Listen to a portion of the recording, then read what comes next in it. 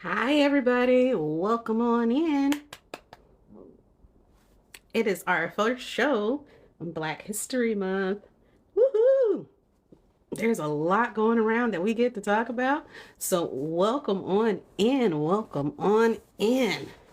Glad to see you all. Glad to see you all. And have your presence felt and known. You can go ahead and like and share the live. And come on in and let's see what we got going on. It would be great. It would be great.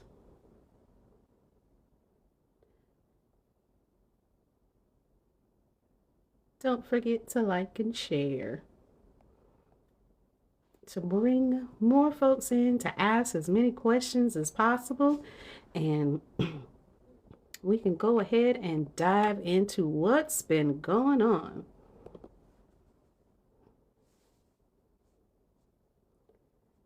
We love to see it. What has been going on? So, as we get into it again, this is Black History Month, and a lot of things have been going on, and a lot of things have been going on with the Green Party as well. So, we wanted to make sure that we are talking about those things, seeing how it works, and just all around giving the information about where the party is going over these next couple of months, what we have been seeing, answer any questions that people may have, and just go over those usual things. So if you do have any questions, don't hesitate to ask in the chat, and if you'd like to come up as a guest, please don't hesitate as well. But we're going to be talking about a few things. So first we're going to talk about what's been going on here in TikTok world, right? In TikTok world, it has been a lot going on, but thank you so very much. Hey, Legal. In the TikTok world, we have just been like, okay, stand by, making sure we are figuring out what's going on, where we're going to be, where we're going to go, all those types of things. Well, I can tell you that the Green Party, as well as we do have different places that we will be going, and but places that we already are. So you can always follow us, well, Green Party US, there on Twitter, Facebook, well, Twitter/X, Facebook, also Instagram. And there's going to be some new accounts coming up on different platforms. And once I get that information, I will definitely let you know. But I think there is a lot of blue sky out there that you might want to check out. Just going to say that. And then for me, myself, I am also on Instagram and on YouTube. So you can find me there as well. So if anything happens, that's where we'll be at. And there's always, trees that have links in them that will also tell you, hey, where can you go if anything happens? They're in the bio. So don't worry about not seeing us or not being able to find out what's going on.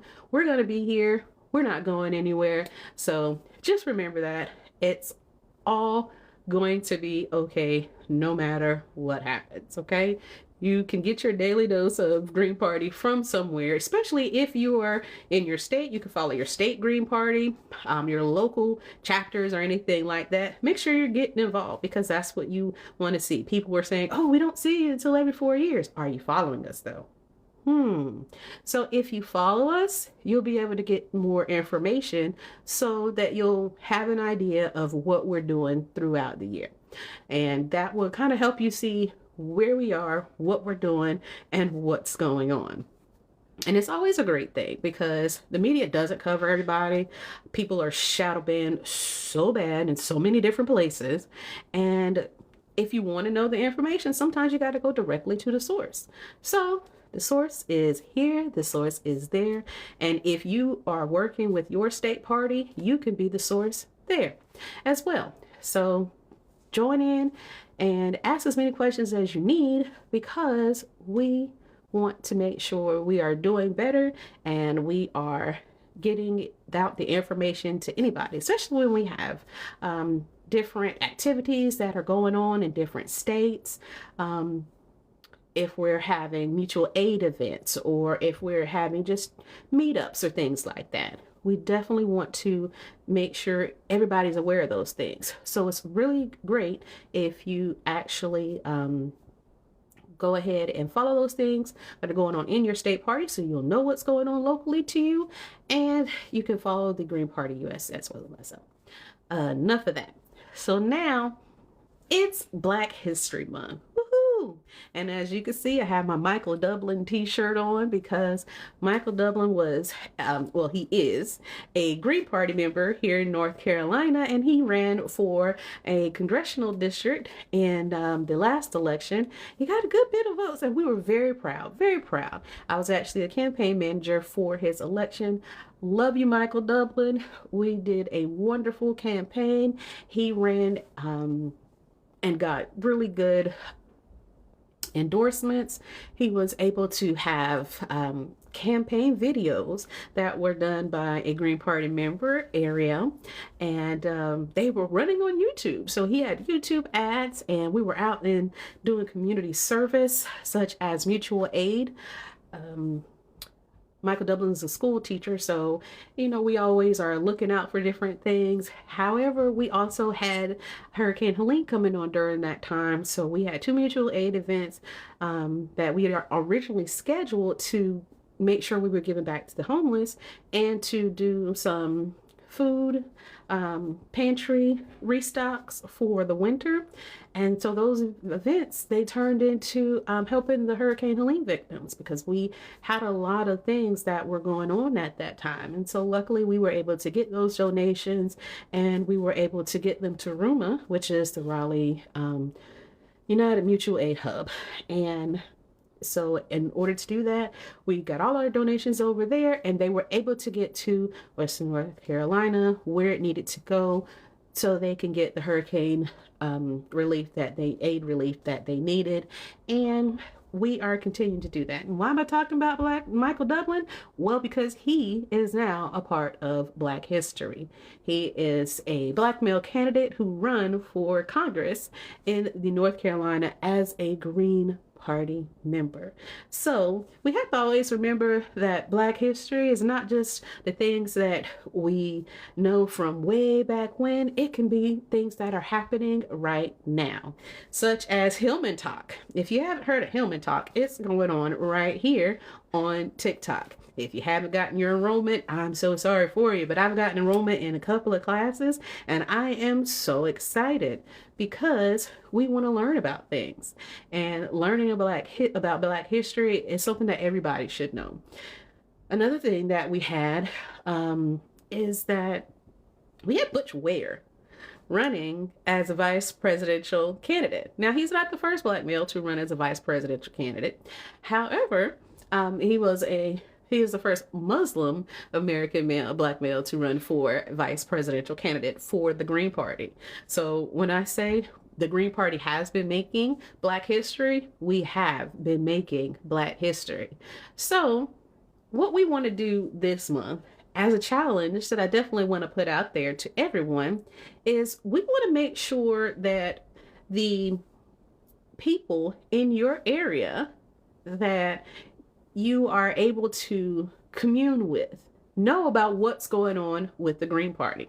So speaking of Butch Ware, did you know he's running for governor in California? Right. So all these things that are going on in California with the wildfires and things of that nature, well, we do have a Green Party member that's actually going to run for governor. And we want to get that information out there to as many people as possible. So my challenge to everyone for the month of February during Black History is to make some Green Party Black history by using the hashtag Butch Ware for governor. That's it. Just using the hashtag Butch Ware for governor. And if we can do that and get enough of that hashtag out there, we can start to build past the media blockade of us and actually get that information out there so people will know, hey, there's somebody that I know that's running for governor. It's not like we don't know him. He just ran for vice president. And he said he would run for governor, and that's exactly what he's doing. So, with that being said, hashtag Butchwear for governor. And I will make a video and make sure everybody knows what the challenge is for the month. We're going to do it for the whole month, because usually I do about 2 weeks for the challenges. But this is an easy one. You don't have to make a specific video. You can just make any video and put hashtag Butchwear for governor. And that way we're getting that hashtag out there. If you're doing it on any social platform, it just makes the hashtag go up that much further. Could we make Black history? Yes, we can. We can definitely make Black history by having a Green Party member win as the governor of California. That would be pure Black history. So hashtag Butchwear for governor is something that we're going to be doing all month. I will be putting it on every single one of my tweets, any of my videos, any of my anything. I'm just going to use it. And that's all. It doesn't take much. All it takes is for us to ring some bells and make some noise. Okay? And even if you don't live in California, that doesn't matter. You might know somebody that lives in California. I have family that live in California. So me just putting that out there lets them know, hey, she knows somebody that's running for governor in California. Let me look into that. They might ask me a question, or they might look into it themselves. But that's all that matters. And that's how we can make Black history. Putting that information out there for people to be able to ask questions and get to know what's going on. Because we really, really, really want to do the right thing. And I'm not an expert on all the things that California has going on, but I knew in the last election cycle, when they decided that they were going to vote against an increase in minimum wage, I was shocked. I was very, very shocked. I mean, what would be the point in voting against minimum wage in one of the highest they have, everything is so expensive there. It's so expensive. So if you're raising minimum wage, that means it's going to help everybody. Everybody gets a boost when minimum wage is raised. Voting against it, I was like, okay, so what was in it? What made people want to vote against it? But they didn't vote against taking out using prisoners for labor. That was kind of odd to me as well. So it seemed like there are things that we have to talk about that we don't really talk about a lot in politics. And one of those things is political migration. And the reason we want to talk about it is because we've had a lot of things that have affected us a lot. And when those things happen, people move. They go different places, and it changed the political scene. So in Western North Carolina, some people who did survive, they're staying to rebuild their lives. And some people, they've decided to move. Those people could have moved within North Carolina, but some people migrate outside of North Carolina. Same thing happens in California and Florida and New York. Those are California, New York, and Florida are some of the biggest political migration places that you're going to see. And the reason being is because so many things happen in those areas. They're expensive, and then they're weather challenged. You could say they're all weather challenged. New York really does have some cold winters, so they're weather challenged. And then you have population. Oh, goodness gracious, population goes all out the roof. And when you have that population going up, it's just like, my goodness, where am I going to be at? So again, that goes into how expensive things are. Because I can't imagine having to pay $2,000 for a one-bedroom apartment. I would literally cry. That would be me.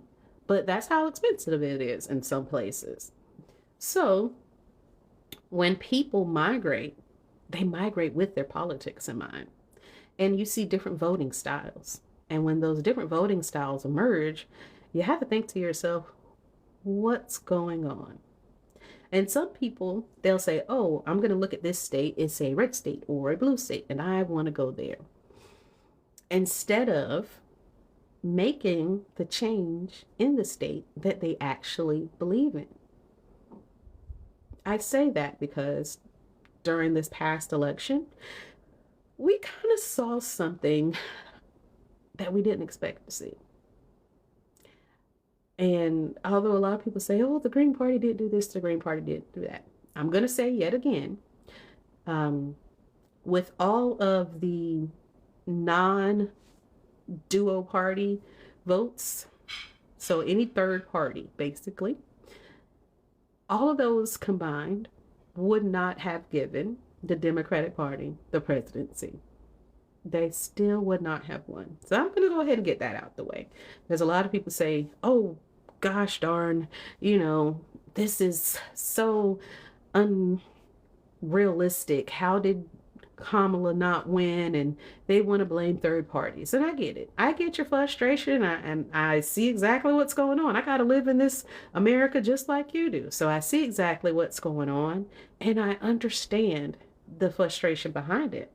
However, I just want to add, we really have to look at the political landscape of things. And given the political landscape of things, that would not have changed. Nothing about any of the third party votes. And I don't just mean for the Green Party. There was PSL, there was Cornel West, there were other presidential candidates. Even RFK was on the ballot. Okay? RFK Jr., if you have not seen him doing his DHHS hearings with the Senate, he was on the ballot in some states and he still got votes.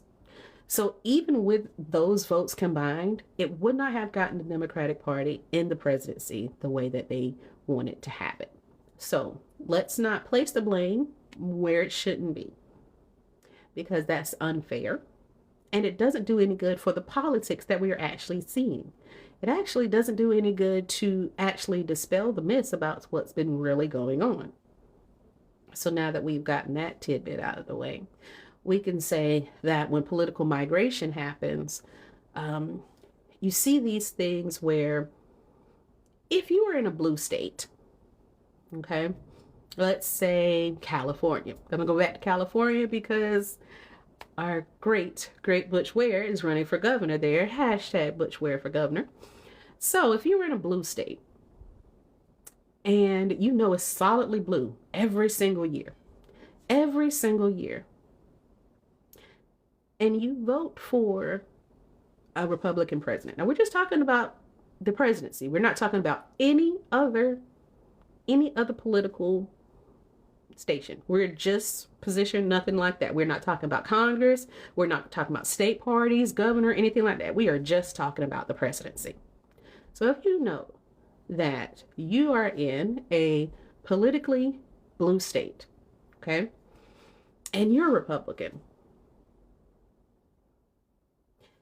does your vote feel wasted when you know that that state is going to go blue? Or if you're in a politically red state, say South Carolina. South Carolina has been voting red for the last longest. So if you vote for a Democrat, does your vote feel wasted? People started to understand, we keep saying that the third party votes are wasted, but when you have a solid block, are those votes really wasted as well? Because they're not going to do anything to change anything. That's just how everything goes. Now, the only things that people were really paying attention to were the swing states. Do those swing states really make up who the president's going to be? Why, yes. Yes, they do, because that's what they're called swing states for. So when you have political migration, that's what happens. Swing states. They can go either way. And that's where you get a lot of purple states from, because their political landscape has changed with political migration.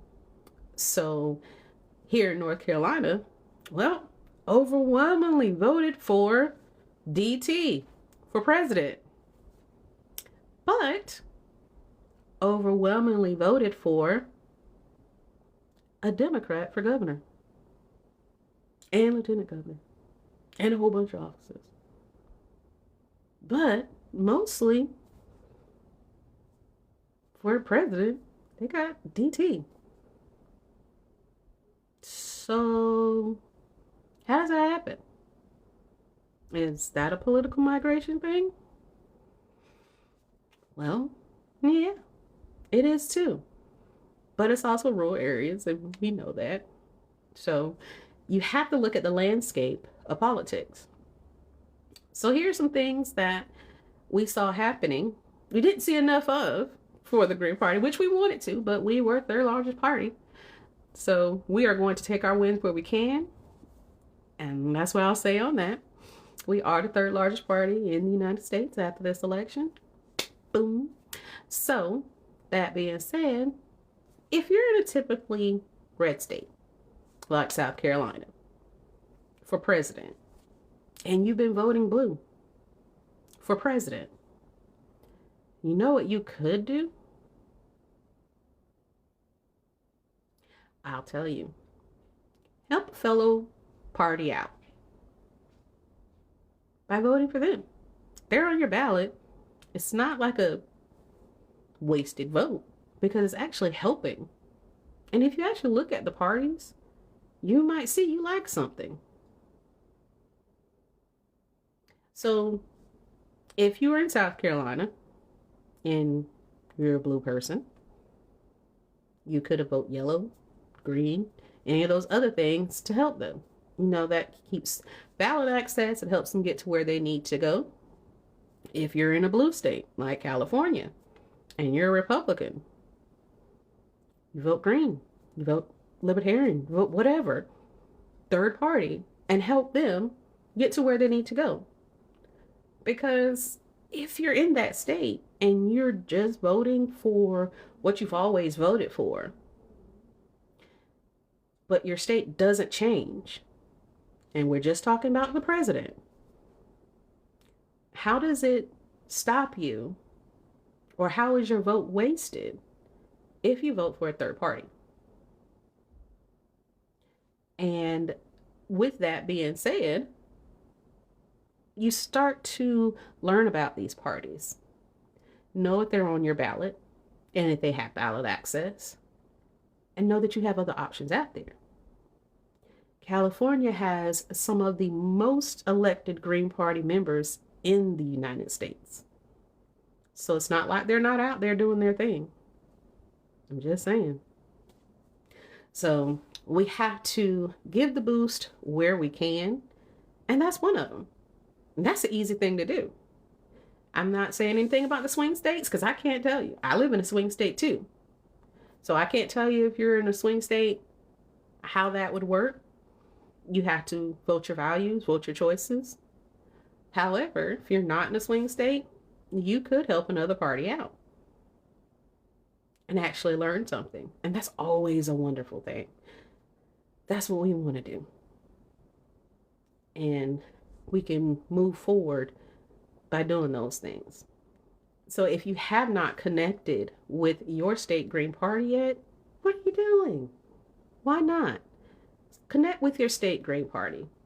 Go to gp.org, look for state parties, and connect with your state party to see what you can do, to see how you can get that information. Or just go to gp.org so that you can find out a little bit more about the Green Party and what's going on and all those things on the national side. It's great nationally, but you also want to know what's going on in your state and to be involved, because you have state parties and they have elections too for their steering committees or coordinating committees, whatever they want to call them in their specific state. So you get to vote. if you're a part of the Green Party, about who those people will be. And that's a really great thing, because then you get to be a part of how that party is moving in your state, and especially in your area as well. So the things that we want to do are to spread the word. How do we do that? And I was talking with another Green Party member last night, because we had a triangle chapter. Hey, Amanda. Hi, Drew. We had a triangle chapter meeting last night, and it was very wonderful. I loved it. I absolutely had a great time with the meeting. And we talked about party building, how we're going to move forward. And one of the biggest things that we talked about was visibility. So, in order for us to go above what's been going on and to get people to know we are here, we are doing things, that is one of those things that we can do. Understand, just go into those meetings, you get to get information. But if you're a part of your state party, or if you're following GPUS online, anywhere, or any person that does anything that has to do with the Green Party, there is nothing wrong with liking, sharing, commenting on any of their posts on any platform. And that way we can get more visibility. Because after the election, I've seen a lot of, oh, where's the Green Party now? Where's the Green Party now? We're out here doing mutual aid. We're out here going to protests and marches, and we're out here putting out different letters and things like that. We are here. We're doing live shows. We are doing shows on different areas. So if you didn't know, on Tuesday at 7 p.m. Central Time, which is 8 p.m. Eastern, I will actually be on the Illinois Green Party show talking about Black history and how we were able to set up the the Black Caucus of the North Carolina Green Party, in which I am the co-chair.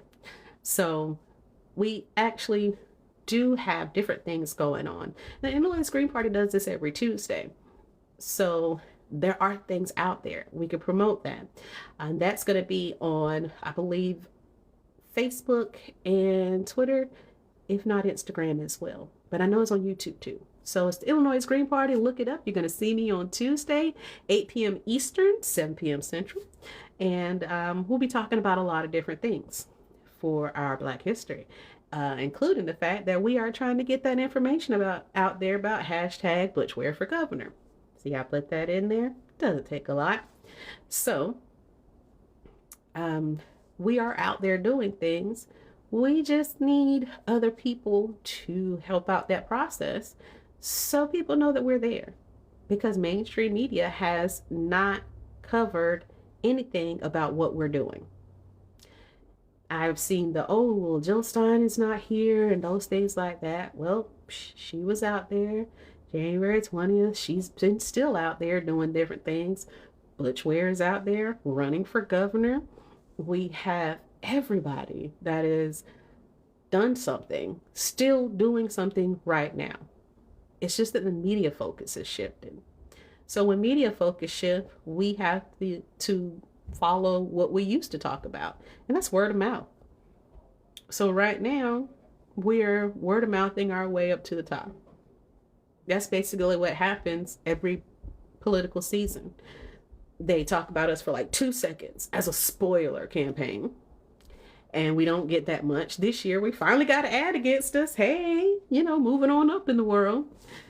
But after the election, we don't get anywhere on the national media scene. Nobody talks about anything we're doing.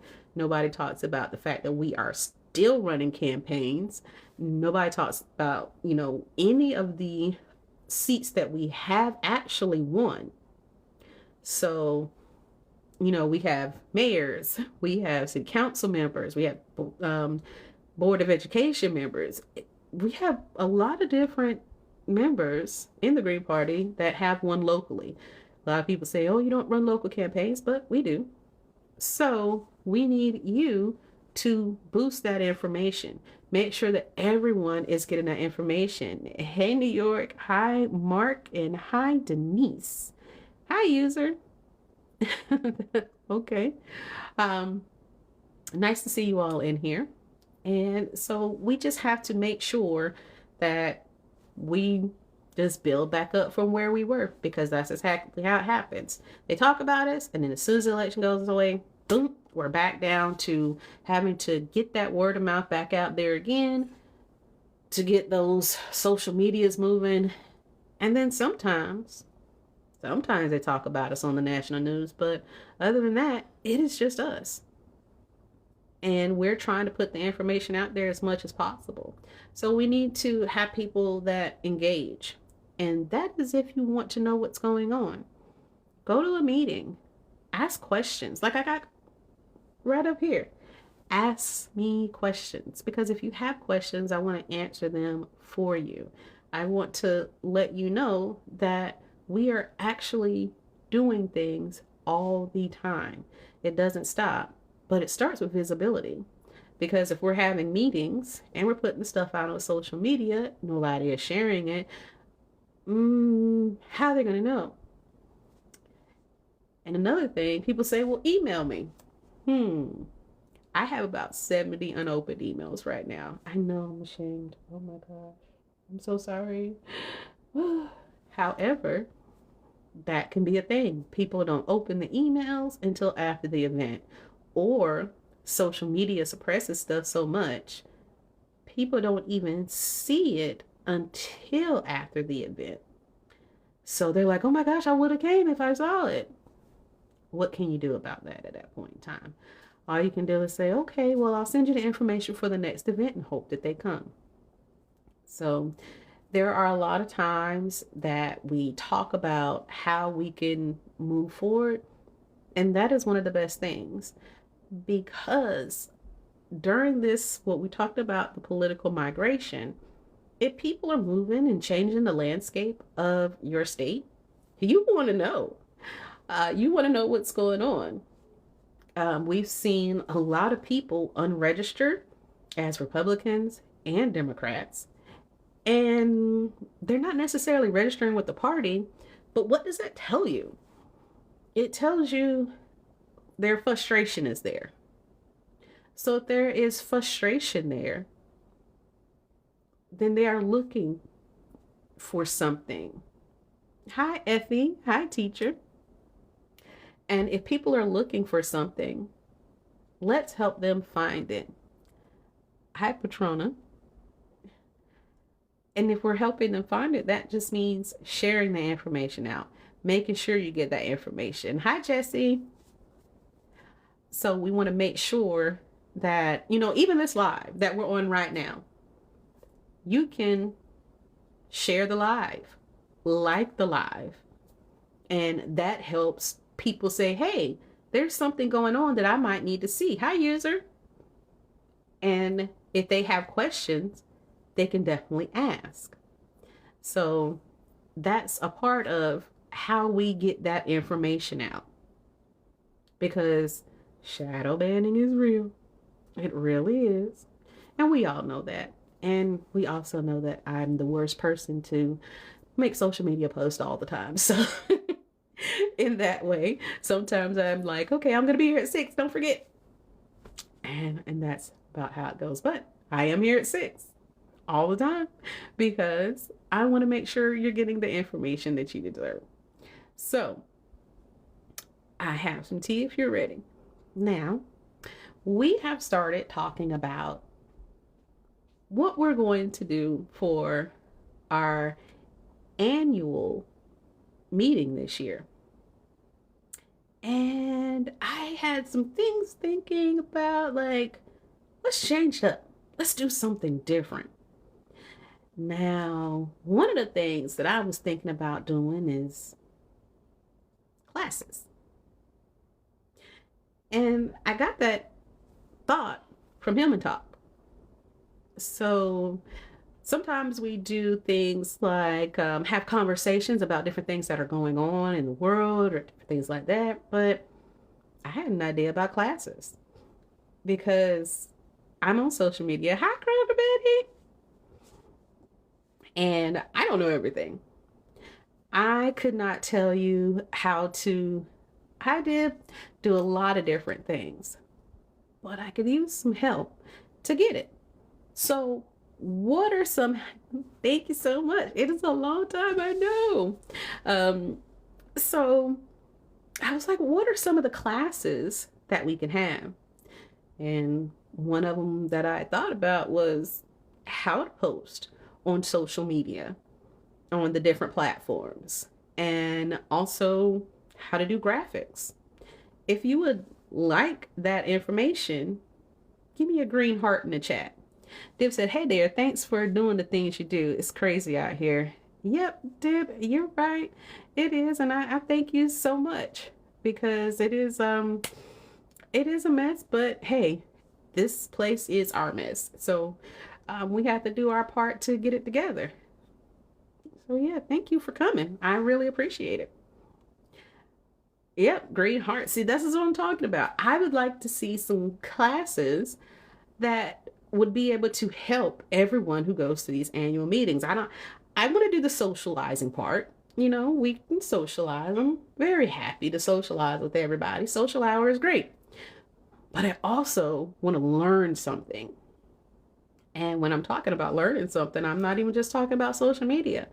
We're still campaigning. We're campaigning for the local governments this year and some off-season elections that are happening because of shakeups in the Congress. So, with all of that being said, it's like, what can we do? And I'm like, maybe classes about campaigning as well. I think that would be good. Give me some green hearts if you think that'd be good. Maybe, yes, campaigning classes. Because we have a lot of people that would like to be candidates, but they don't know where to begin. And being a campaign manager for Michael Dublin last year, I was not a novice, but, being a campaign manager is a lot. Yeah, Kroger Vanity, I see it.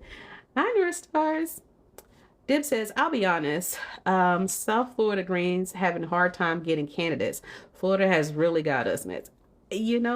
That's what we're seeing in a lot of different places. And they're doing things like having these classes at our annual meetings, or even trying to do something more, but definitely at the annual meeting this year, I think would help us because a lot of people want to run. They just don't know how. Hi, Sahir. So if you don't know how to run an effective campaign, if you don't know where you can get help from, like in the Green Party US, we have two different places where you can get help from. One place is the Candidate Campaign Committee, and that is for state and local members. Deb says it's a matter of not having manpower. We don't have funds to pay for a campaign and compete with corporate parties. And so, Deb, this is exactly what I'm talking about. If more people knew about the CCC, that Candidate Campaign Committee, that is what they are there for. They help with getting donations. They help with getting information out about the campaign. So you will be able to have that. As far as manpower, once you're getting that information out, the manpower doesn't always have to come in from the state itself. If you're doing phone calling and things like that, you can have a phone bank party from people from different states, and they're helping out. Now, in person is a little different, but knowing how to actually campaign will give people more confidence to actually do it. So that's on the state and local side. And then you have the Green Congressional Campaign Committee, which I am the communications liaison for. that is for our congressional, national congressional people. So anybody that's running for the U.S. Senate or the U.S. Congress. And we help them same way that the other committee does, making sure that they know what's going on, seeing about getting them fundraising, putting their information out there. And like I said last year, with Michael Dublin and a few other candidates, we were actually able to shoot videos. We had a few different videos. And with those videos, we turned them into ads and we had them running with good success on YouTube. So we learned, and we are trying to improve on those types of things so more people will be able to know about it. But if you don't even know that these committees exist, how would you know that you could get the help that you need? So Deb, I certainly understand where you're coming from. And that's why we have to put this information out there. That is why it is very, very important for people to know that. The Green Congressional Campaign Committee actually does have a TikTok. They have a Twitter/X, Instagram, and a Facebook. I think the Candidate Campaign Committee, Survivor, you're fine, you're fine. Thank you for being here. I think they, okay, Deb, awesome, wonderful. I think that they have a Instagram, Facebook, and a Twitter/X, if I'm not mistaken. So yes, thank you, Surviving. We do have those places to be able to get those things done. And when we have that, it really does help us get in there. Oh, thank you so much, Surviving. Thank you, thank you, thank you, thank you. And I do want to let you all know, any gifts that I get, I return back to families. I've been going into a lot of lives. I've always let you guys know this. One of the lives in particular that I go to is Justin. If you're not following Justin, please do. He's very wonderful, and he does lives sometime with Lauren and Suhair, Hala, and who else is always in there? Let's see, Salah. And they are in there, though they are their moderators and interpreters as well.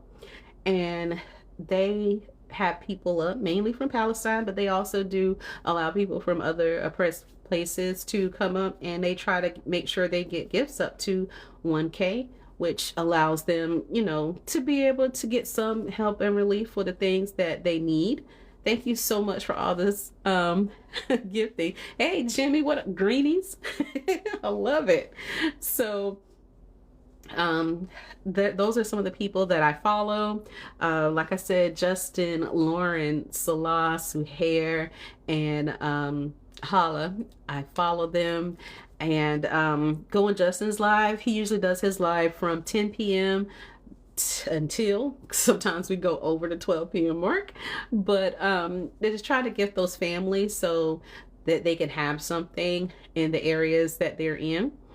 And so that's for any of the gifts that I get. I don't cash out anything because there are plenty of people that need the help, and that's what a lot of us do. And so we say, you know, as the Green Party, we're out here doing things. You just have to know who we are sometimes and talk about it, and it helps a lot when we do those things. And so if you don't know about those committees that can help you and the trainings that they offer or what type of help they offer, then you're not going to feel as confident as you might feel with actually running for office. So I know that, yes, thank you so much for joining, Jimmy. And thank you, Survivor, for sending out the invites. You guys are awesome. Thank you, Kroger Betty, for sharing the live. You guys are so awesome. It makes me so happy just to know that you guys think that what I'm talking about is good enough for somebody else to listen to. So thank you so much. But I know that when Michael started out with his campaign, you know, it was like, okay, we're gonna do a campaign. Oh, I love you guys too, Amanda. Don't make me cry. Y'all know I'm a crybaby. Oh, goodness gracious.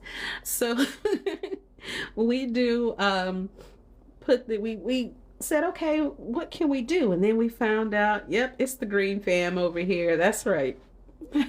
That's right, teacher. It is the Green Fam. So we found out about the CCC, and then we found out about the GCCC. And we were like, oh my goodness, these things can totally help. And there were other candidates doing different things. And we got the help that we needed for the campaign. Did we win? No. But did we get some exposure that we did not think we were going to get? Absolutely. Did we get new Green Party members because of the campaign? Absolutely. And that sometimes is a gift in and of itself. Michael did so much to get that information out, and that he was, like, official shirts, wonderful shirts. So when that happens, you're just like, these are going great. Oh, Surviving said his local chapter should be official tonight. Whoop, whoop. Hey, gonna do a dance party for the chapters. Dance party for the chapters. I just had my chapter meeting yesterday, so we love to see it.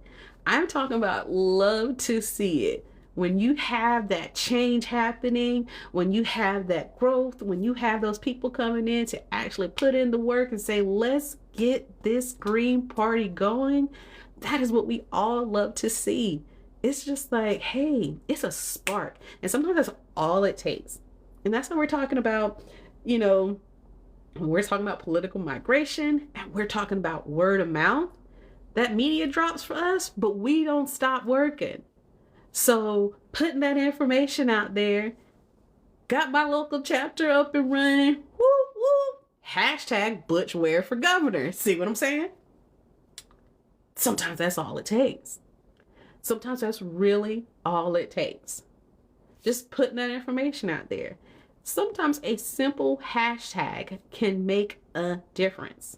Now you got to shift focus to outreach. Yeah, I can understand that. Sorry. I don't know why my phone is just not charging right now, but we'll live. I think we can make it work. But it's been doing that to me for a while. It's acting like it doesn't want to charge. Oh, now it's starting. Okay. So shifting focus to local outreach is something that we actually talked about. And we were like, okay, what can we do? Because we still have the things that we have going on. Got to dip and restart my phone, be back. So, okay, Cosmo, thank you. So it's like, that's what I like about the chapters. Honestly, this is what I like so much about chapters, because you have at the national level, and they're paying attention to everything national, international, right? Wonderful. But you also have your state party. Your state party is doing things for the state, okay? But your local chapter, that's where your home is. And that's where everything matters to you. Something could be happening in one place that's not going to affect another place in your state. So when you have those local chapters, that means you're talking to people who actually live near you and will be affected by the same things that are happening in your area. That means it could be something about taxes. It could be something about divestment. It could be anything. And if one city is doing something but another city is not, you have people in your chapter that can say, hey, I will come over there and help you. And that way, they'll know, we can do this. we can get this done. It doesn't have to be in your city for you to go to a city council meeting and just show up and represent as a Green Party member. And that's why the chapters are so wonderful. We saw that a lot during the election. Well, not during the election, I'll say before the election. Long way before the election. So on the city council in Raleigh, which I don't live in Raleigh, but in the city council in Raleigh, they were trying to get them, because Raleigh is the capital of the state of North Carolina, they were trying to get them to implement and say, hey, we want to have a ceasefire. Okay. There were other cities that had already gotten that done, and they said, we agree on a ceasefire. But having the capital city agree on the ceasefire, that puts pressure on the government of the state to now say things, right? So there were people from, different places, but they were showing up, different organizations and Green Party members from different places showing up to put that pressure on there.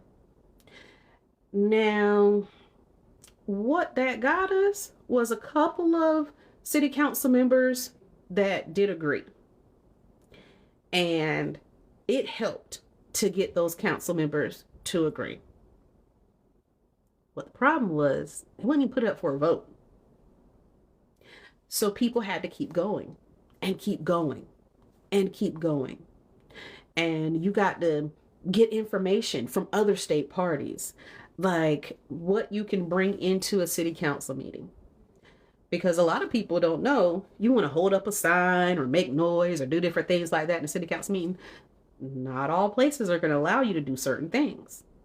So you might have to have a sign that's only on an 8x10, or you might have to just, you can put tape over your mouth. There are different things to show your solidarity with the movement. And when I say tape, I meant the breathable tape that you can wear at night, stuff like that. Not masking tape. Let's not do that, because that might hurt your lips. It's not even an option. I would never put that over my mouth.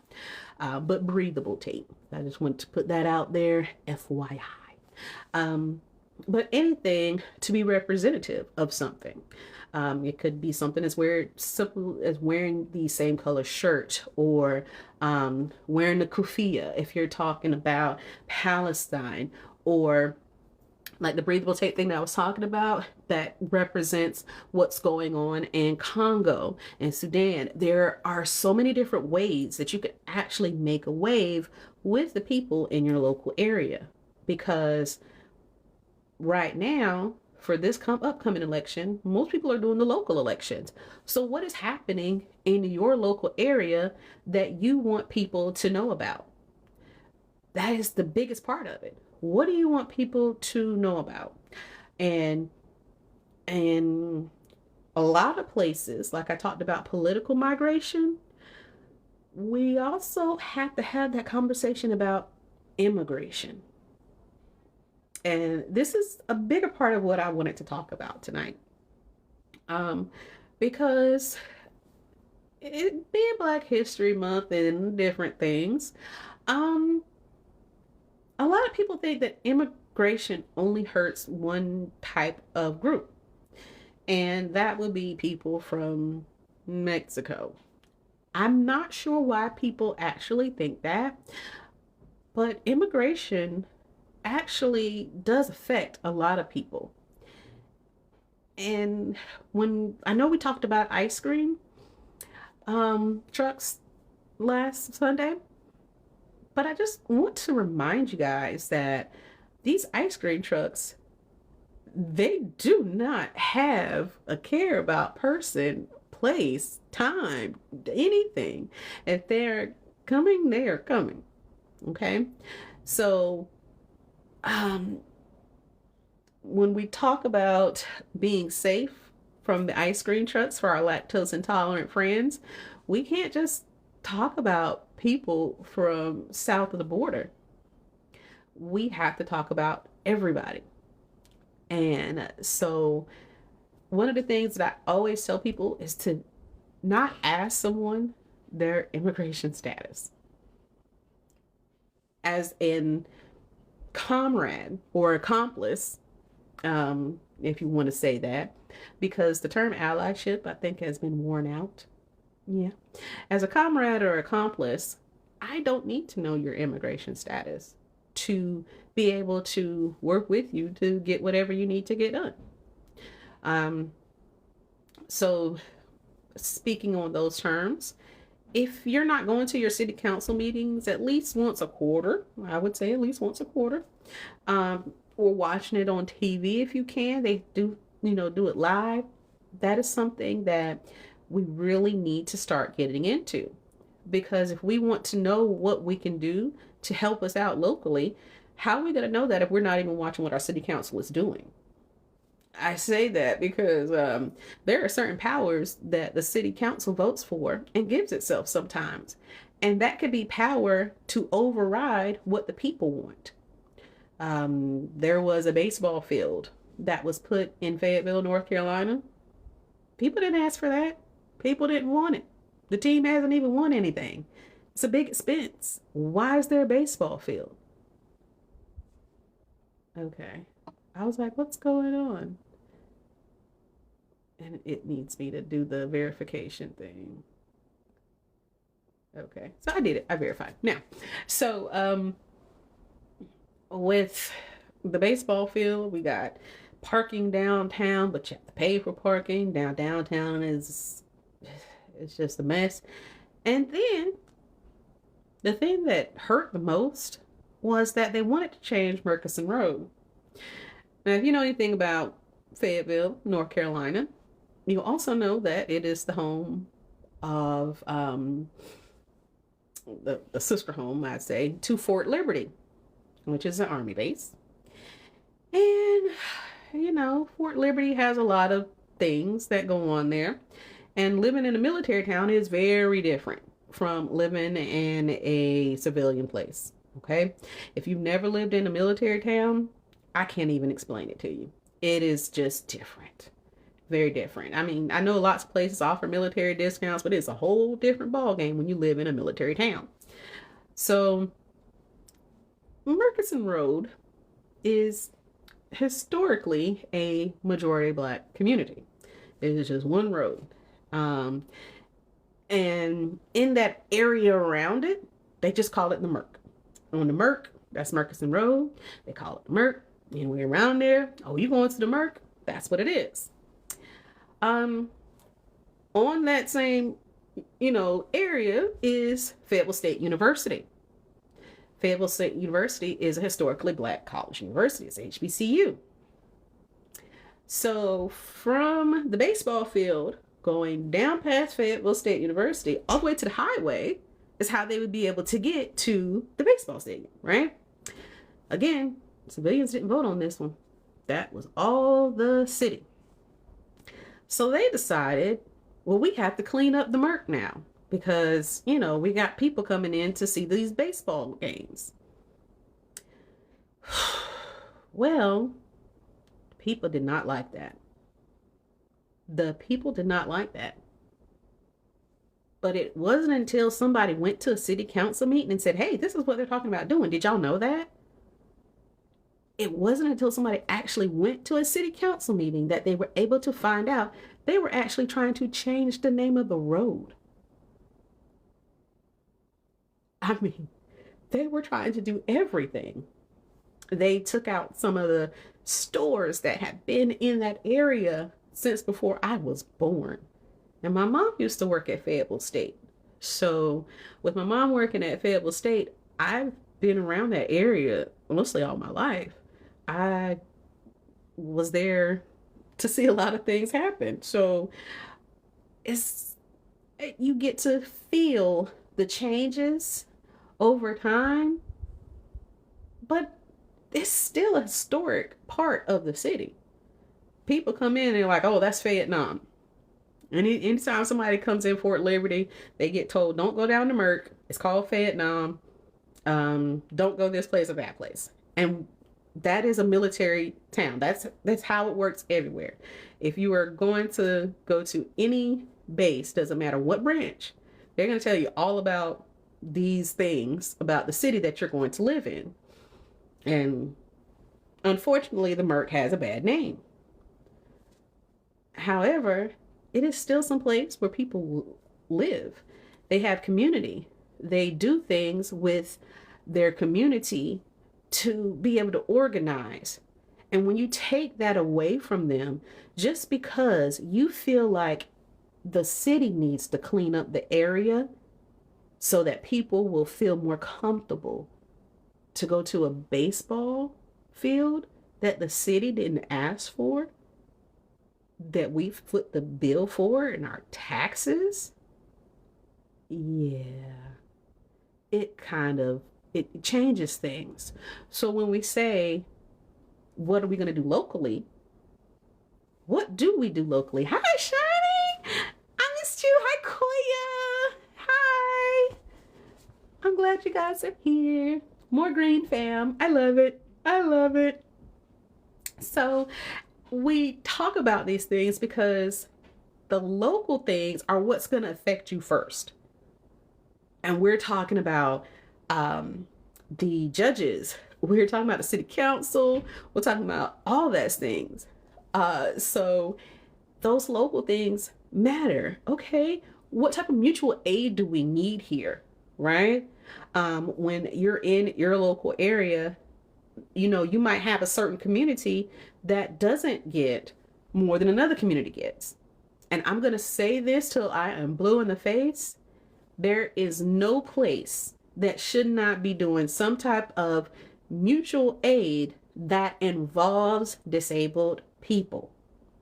If a disabled person is not in the room when you are making decisions, then we have a problem, because we are not including the communities that need to be there. Survivor says, with everything going on, mutual aid is going to be vital. And it really is. It really is. It really, really is. Because we have to think above and beyond what we've seen. We know that a lot of people, embarrassingly, and sometimes just because, didn't know that the corporations or whoever in the US actually pays for the tariffs, not the other country. So with DT saying, yes, we're going to ump Mexico and Canada's tariffs to 25% and China to 10%. You know, it was interesting that he said, oh, but the energy from Canada, thank you, Shining, we're only going to do that at 10%. Because, you know, there was already some information there talking about we get a lot of energy from the north. Teacher NYC, I don't know if you're still in here, but that would have been one of those things, like a lot of the north gets their energy from Canada. So, all right, Shannon, you got the level 5 membership. Thank you. I love it. So when we see those things happen, it's like the tariffs are going to go up. Tariffs are going to go up. And then you have Mexico and Canada talking to each other and saying, our tariffs are going to go up on you guys now too. China hasn't said anything yet. So let's keep going on with the tea. China hasn't said a word yet. However, we already know he's also said, if you're a part of BRICS, and BRICS does end up actually making a currency, they're going to do 100% tariffs. Imagine what that's going to look like. Now, if I'm not mistaken, and I don't think I am, Cuba just signed into BRICS. Okay, so all these countries that are in BRICS, if you look at what's going on, it's going to be very hard for us to do trade with the countries that are in BRICS if they decide to do their currency, which is what their plan is. and they're going to do 100% tariffs on. And Cosmo says, because China will be reaching out to all our trading partners to cut us out. Yeah. Yeah, that's one of those things. And he says, we have to do manufacturing in the United States. No one is against manufacturing in the United States. What we're against is pay disparity. What we're against is manufacturing that causes pollution, or that has to do with indigenous land, like West Wind in, I believe it is Ohio. They have that refinery, and there has been a lot of things the residents didn't vote for. Again, you got to talk with your locals to know what's going on. They didn't vote for it, but the runoff, the pollution that could be in the area is going to hurt farming land and the indigenous land in the area. So when we're doing these things like fracking and mining for uranium, yes, we're going to have a problem. So, let's talk about why we really have to see what's going on as far as U.S. production. It's not that we don't want to make things ourselves, because you can be proud to make your own products, but we all know we live under capitalism. So living under capitalism, that talks about the means of production. The means of production mainly belong to the 1%. So when the means of production belong to the 1%, you have to think about who that is going to affect.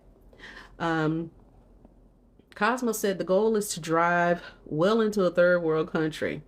The Ohio state government just introduced a bill to limit transparency and crap out voters. That's right. Johnny says, I think it's one reason he wants to take native citizenship away. And that's what I was talking about too, because with the ice cream trucks, indigenous people, they are not safe from the ice cream trucks. They are just as lactose intolerant. And why is that? This is their land, literally. Like, how can you say somebody that was here before you were here, this is not their land? What sense does that make? So when I heard about the birthright citizenship, I said, well, who are we talking about here? Because if we're going to talk about anything with birthright citizenship being taken away, we all got to go. I mean, I could stay. I got, my Native American side, and it's pretty well documented. So I think I might be able to stay and love me. I know my tribe. So, but a lot of us are going to have to go when you're talking about birthright citizenship, because the birthright meaning the people who this nation belonged to. Cosmo, I don't have 100% information on that, but he might have been. He might have been. Cosmo says, wasn't DT an anchor baby? And he might have been, but I know his children are. Just saying. I know all his children are.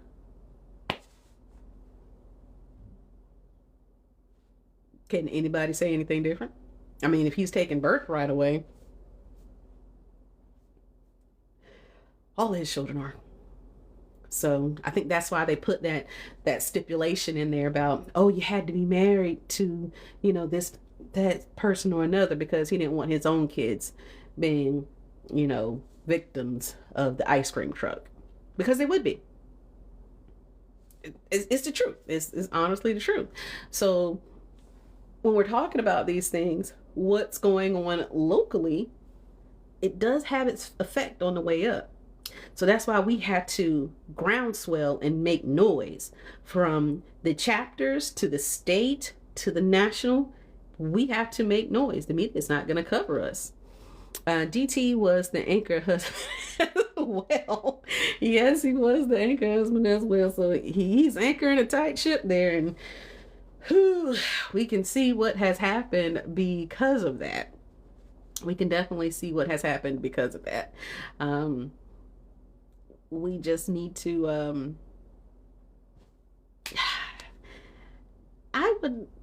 to me, honestly, I would lean on the indigenous community to talk about birthright citizenship before I leaned on anybody else.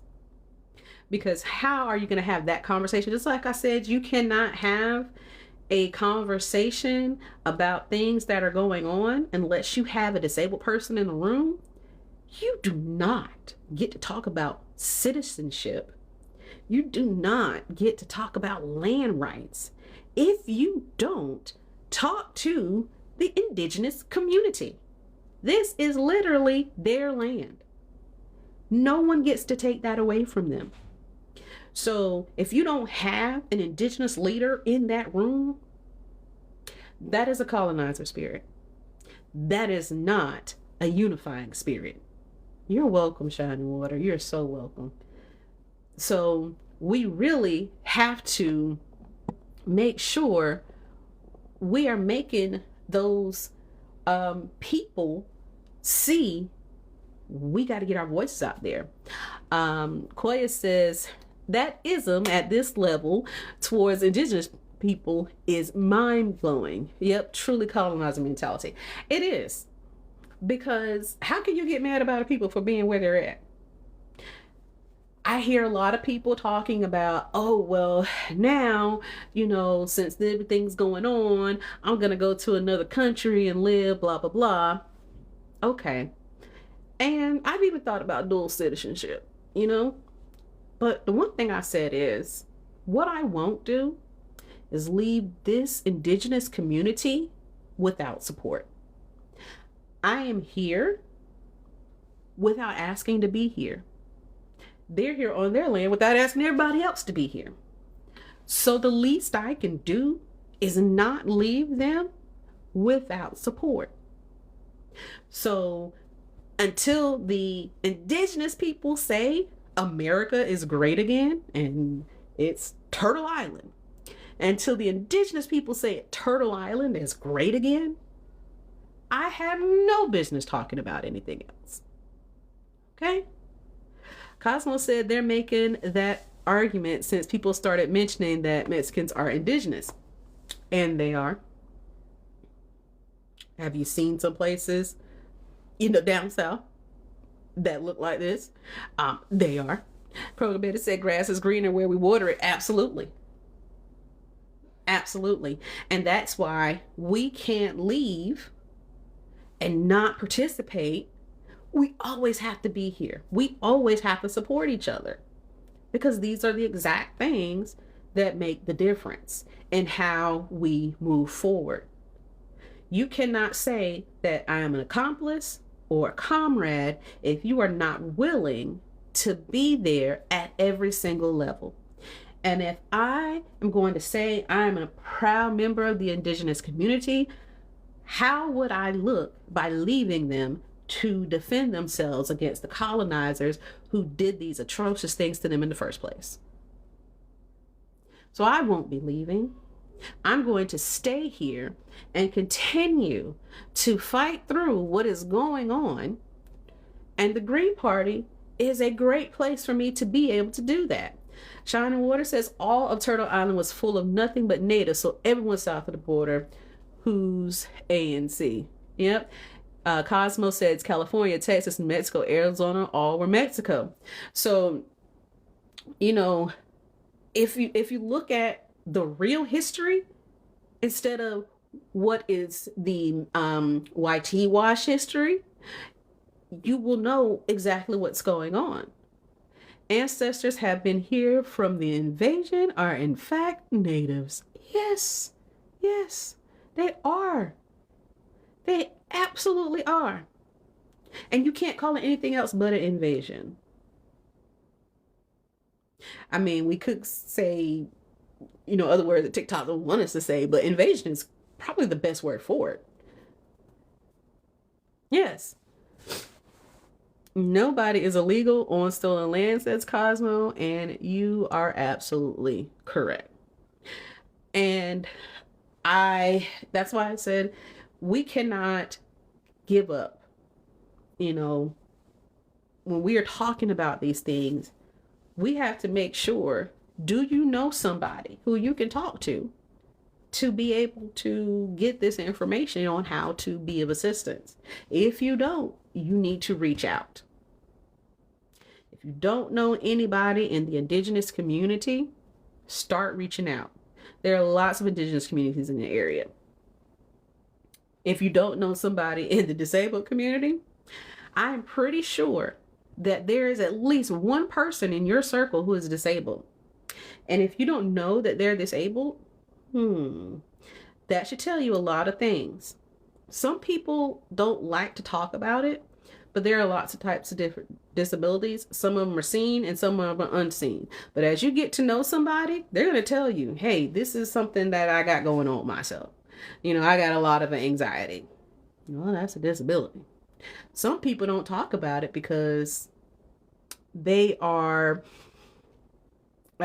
weary of not how people will view them, but how the government will do them. Because we've seen a lot of uptick in the, let's say, the mental health community of trying to put anybody with a disability in these mental facilities that the private corporations have wonderfully started buying after we had that panorama. And so anytime you mention something that you might have, seen or unseen, as a disability, you could wind up in one of these facilities. And think about that does with your right to vote.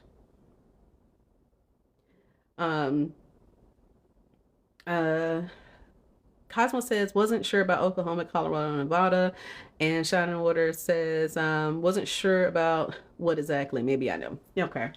So this is why I said if you don't have a disabled person in the room, you're not going to have a good conversation about, especially things like voting rights.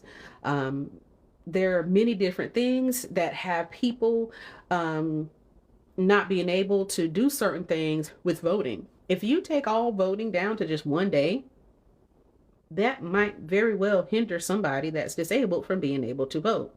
They might not be able to stand in a long line. They might not be able to do certain things. And if they don't have access, transportation, or any of that, because there is different ways that people vote across the country. But if you're not talking to a disabled person when you're talking about voter rights, you are not getting the full picture.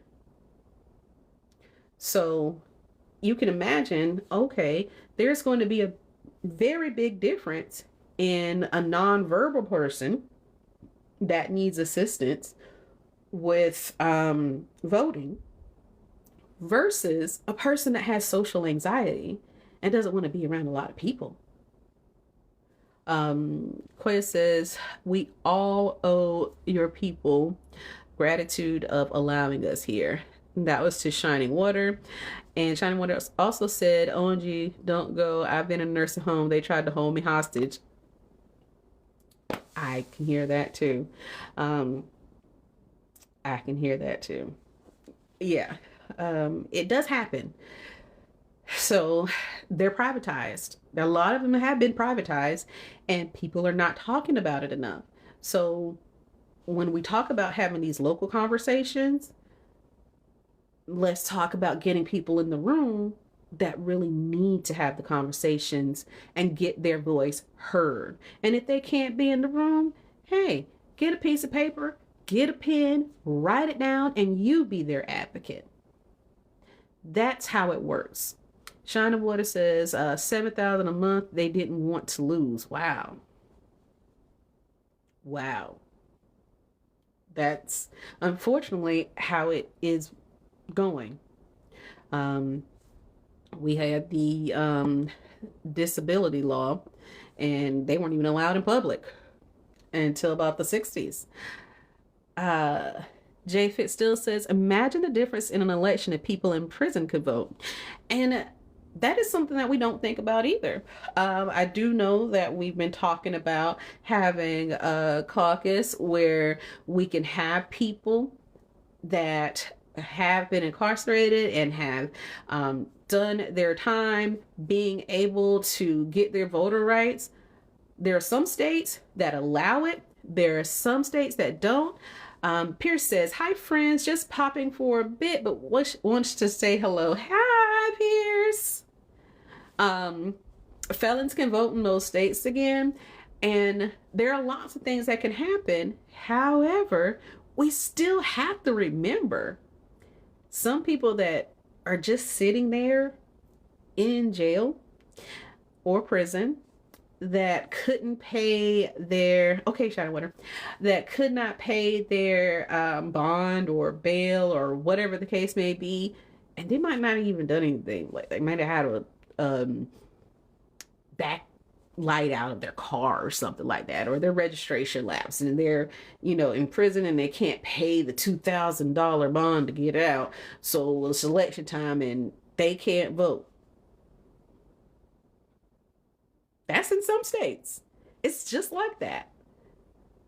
But how do we get that to change? How do we do it? MG has a question. Come on up, MG. Hello. I see that you support Palestine. Yes. Why do you support Palestine?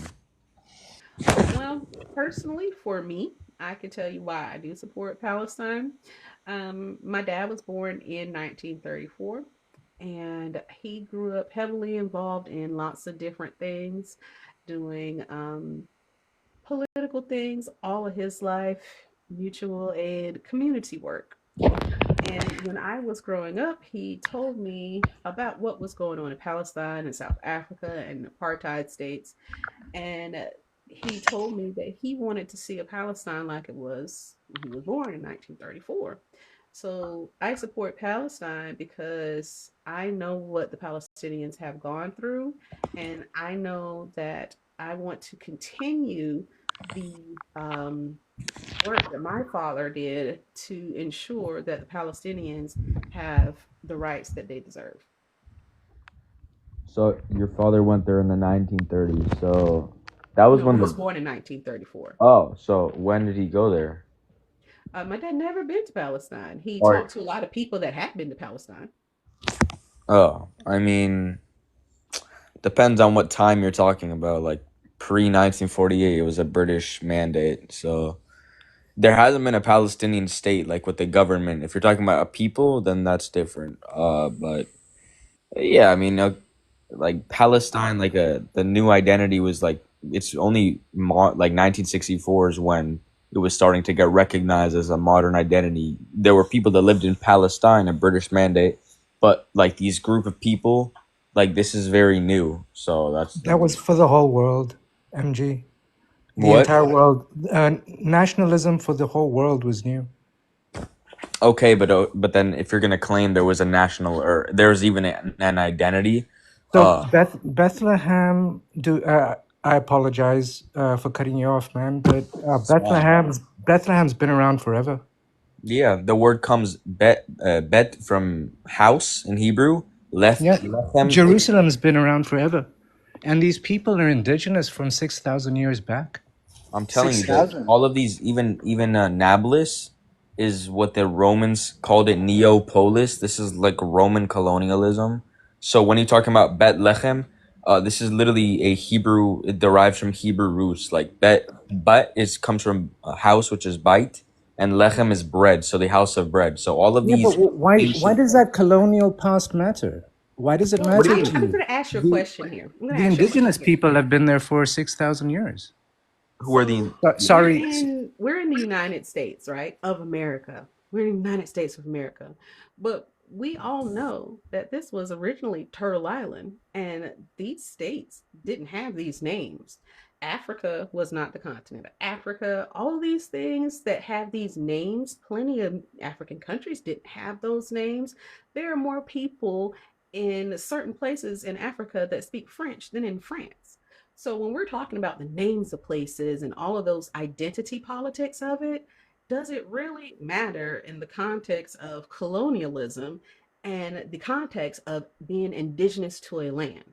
So I can call it the Gulf of America, but it is the Gulf of Mexico. Yeah, So yeah. calling a thing doesn't always make a thing.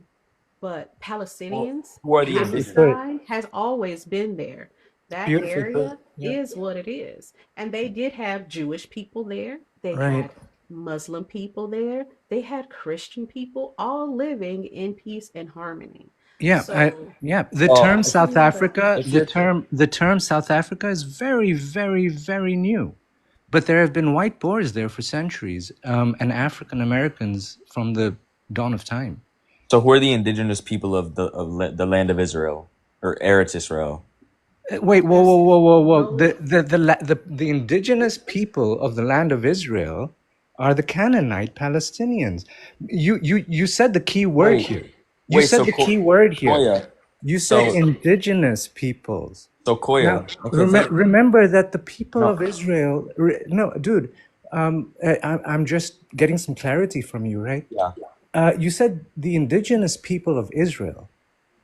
Who moved there? No, I'm talking about. Who moved there and claimed that they were indigenous people there even before them.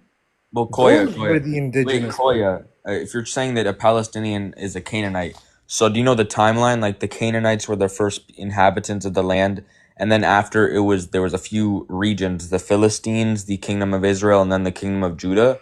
So then, are you talking about how All of Palestine them. comes after? You know that Everyone that you just mentioned yes, encompass what we now call and know as the indigenous people of Palestine. Now, but Palestine comes after. you speak But about a Palestine very comes short after. period.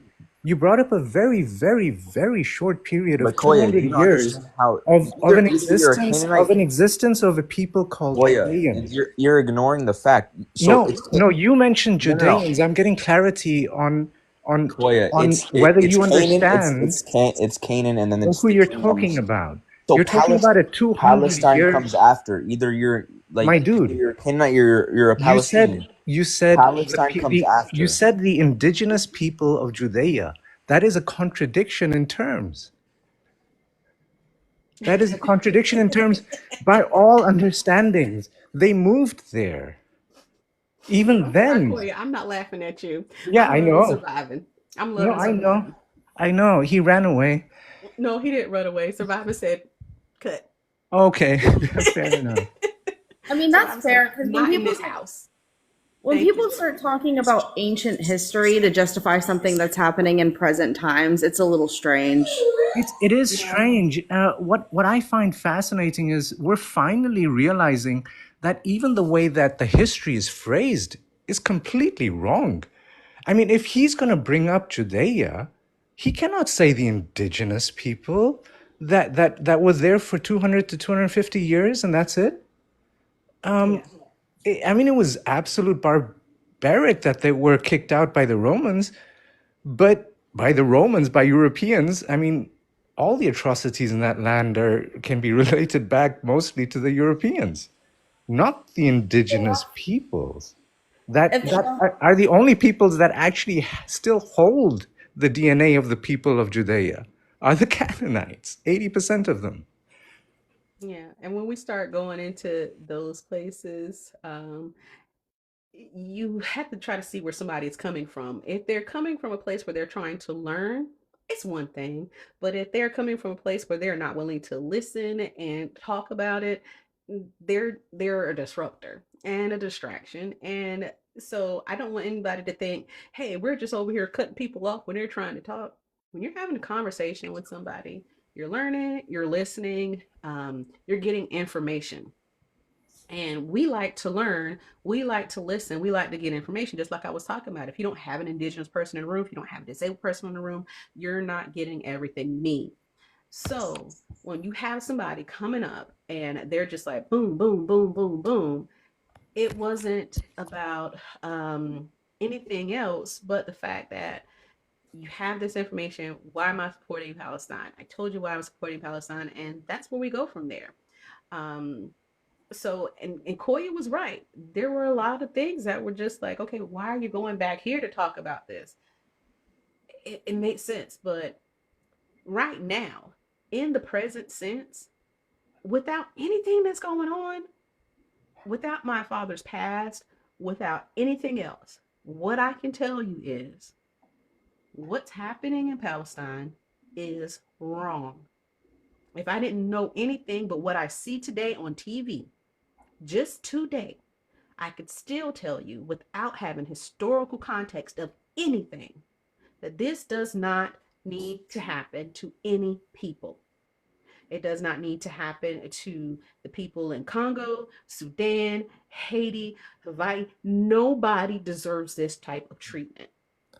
You said it perfectly earlier. The phrase, the colonial mindset, right? Mm-hmm. That's what this is. It's entirely how in the freaking world, how in the freaking world are people even thinking about indigenous peoples not being a part of this land? Like, how is that even possible? And if you do think of them as not being a part of the United States, well, then you have to follow that up by saying, therefore, their nation that is completely sovereign now, and this land will belong completely as a nation state to the indigenous peoples. If they're not a US citizens, then there's something else. What is that something else? Right. That's a And it's nation just like, state. go ahead, I'm sorry. Salam alaikum. Hi, Alaikum salam. how are you? I'm fine. How are you? Well, Alhamdulillah, I miss you. How are you?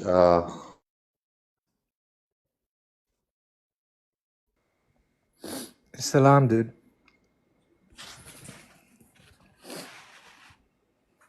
I hope Yeah, you're it's doing this, well it's today. this, it's this culture of normalization. I think people really don't understand how serious of a phrase it is to decolonize your mind, Mm-hmm. right? That's not just something that sounds cool.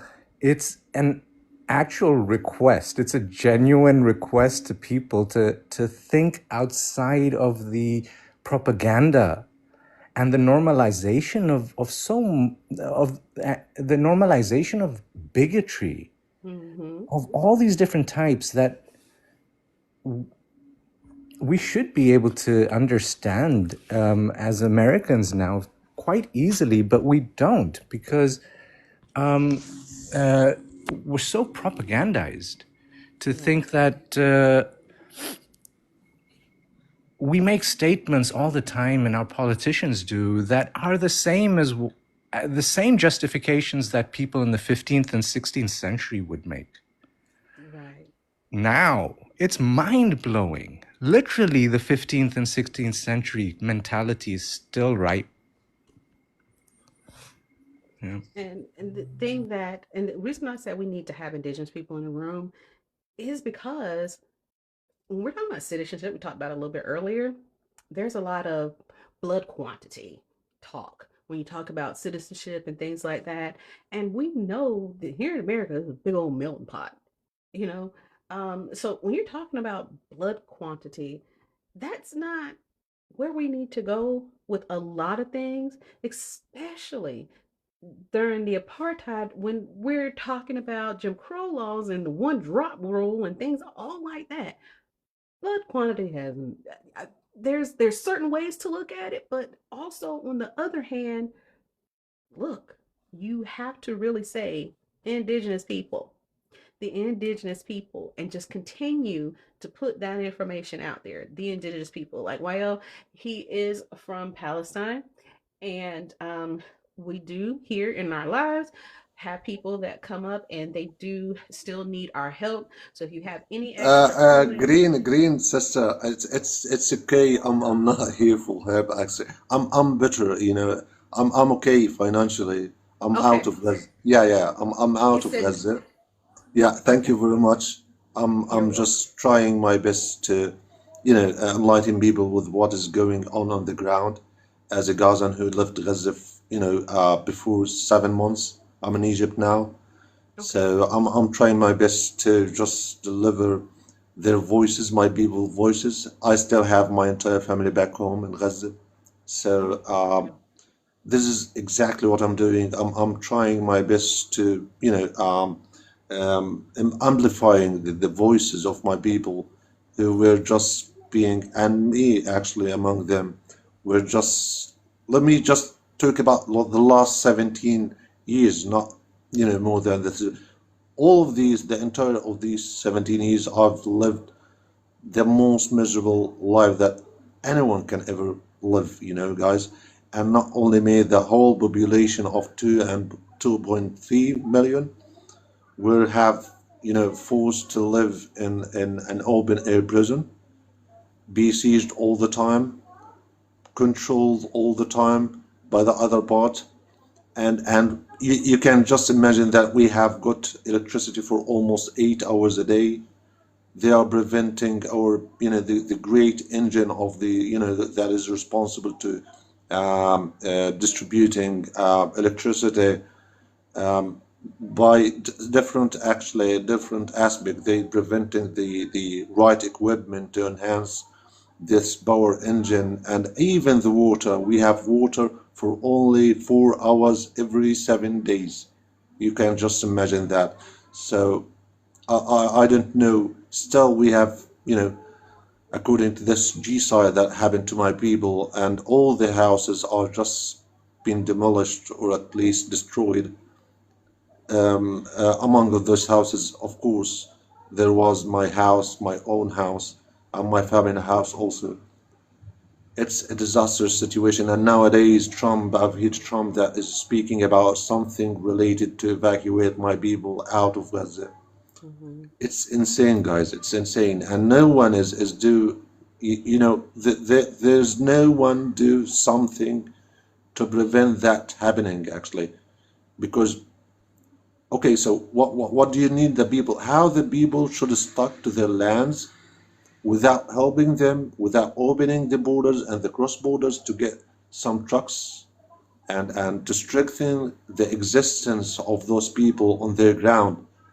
So eventually they are trying to do or to make Gaza inhabitable in a way that they can push the population to get out of Gaza. And this is not new, guys. My grandfathers had forced to leave my original hometown, which called Yibna, which was invaded in 1948. We had been forced to evacuate to Gaza, and now this new generation had been or is being forced to leave Gaza. It's insane, wallah. Right. Yeah. And you're absolutely right. I'm just gonna go back in the comments a little bit. Pierce said, "Hi, yeah, it's still YT people wrecking things." Eh, Somebody well, said the father of Hello, brother. Israel even called it Palestine. J Fit still said, "I do feel any person with a sense of humanity would think it's wrong despite history." Pierce said, "Just so many talking points to excuse dehumanizing people." Um, and so that's what I wanted to give. But go ahead, Koya. oh yeah, no. I was just gonna say, well, hopefully the news that we're hearing of the Arab nations rejecting Trump's calls, I believe it seems like now Trump has a better understanding of after meeting with his Arab counterparts that they're very serious about a two-state solution.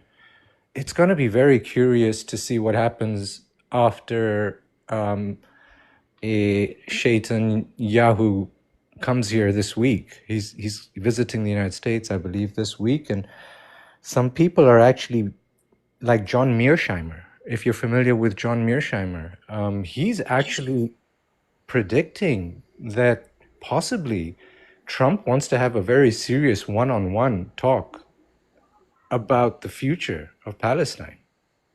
Mm. And I So yeah, agree. there's something I want to add, brother, because you have mentioned the Arab nation.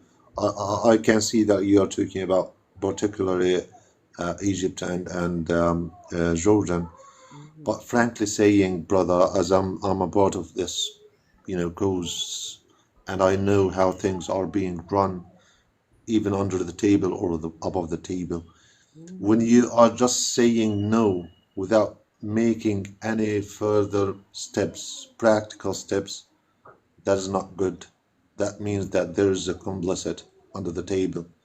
When you are preventing, or when you at least trying to prevent the heavy equipment and bulldozers to enter to Gaza, and to try at least to strengthen the existence of the Gazans by building something as a shelter for them. They are living in a tent. It's a rotten tent. Now, the most important thing, if you want to face this thing that Trump said, is to, let extra trucks or aids to come to Gaza and to try to build as fast as possible some shelters for those people to strengthen their existence. That's how you face these decisions, not by talks. So the main issue is that they are trying their best, the other boss, I mean, to just unalive or at least to destroy any aspect of life in order to push the population to go out. There's no other ways. If I don't have, this is exactly the thing that pushed me actually to leave Gaza, because I'm taking care of my three children and my wife. I had to leave because at that time, before 7 months, we reached a point that I can't afford. I wouldn't, I didn't have the ability to afford a piece of bread to my little daughter. So Hmm. that is exactly what they are trying to do. Yeah. Pierce said, "We are with you all. We're fighting these same oppressors. I hope you get rest. Glad you're here." And it does make a lot of sense what you're saying with Jordan and Egypt. Um, Saying one thing, but we need to see your actions because we always say, even in our personal lives, actions speak louder than words. So, yes, you're saying no, they can't come here, but like you're saying, what are you actually doing to help them stay there? Is kind of what we need to see. And I remember the aid drop offs, but were those really, you know, help in the way that they were still unaliving people? So we do have to remember that again when we are talking about these things.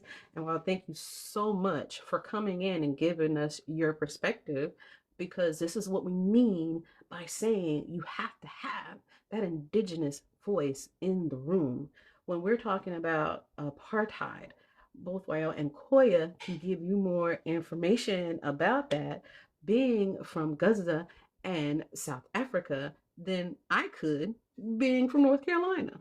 I can't talk to you mainly about that because I only know the history pretty much, but having lived somewhere there and actually lived through it, there's more context.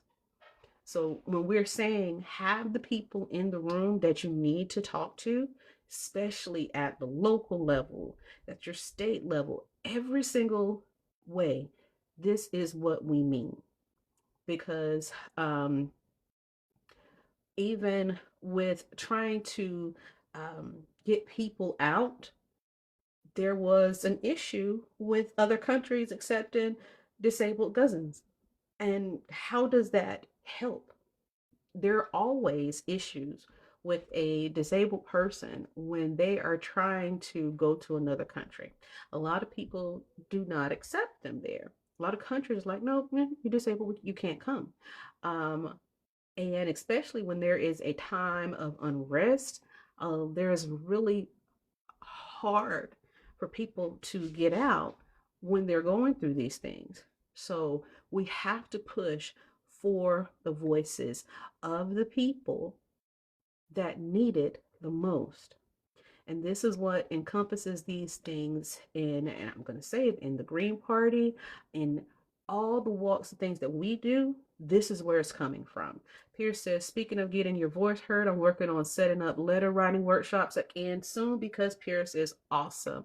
We've got to tell you guys, Pierce wrote a letter to the editor for me because my brain does not work all the time. And it was a wonderful letter. I was so happy to be able to give it out. They were kind of acting a little silly about it, but it finally got out there. So, you know, Pierce was doing so much during the campaign to get these things done, and he doesn't stop. And when we're talking about what we talked about earlier, when we spilled the tea about our annual meetings, I mean, wouldn't you like to have that class on a writing workshop so you can do those things where you are? That knowledge is being spread to help people get that information to disseminate it to other places. So think about, let's see, well, we talked about from the beginning what our monthly challenges when you post something or do anything, hashtag Butch Ware for governor, where we had when we had some of the people from Palestine, they were telling us, hey, we want to boycott on this day. Could you help us out? And we did those things. You know, like Basan was saying, hey, you guys, I know you're with me. You know, could you do this? And we did those things.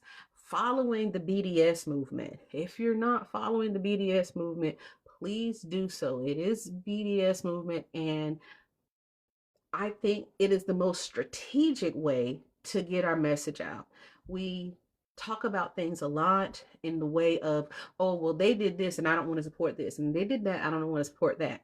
We live in a capitalistic society. We have to be realistic about things. You're not going to go to a gas station where you're not put it into a capitalistic society. You're not going to a job that's not going into a capitalistic society because you're going to be paying taxes. Nothing that you do in a capitalistic society is not going to be something that is some form of capitalist help. So, what can you do?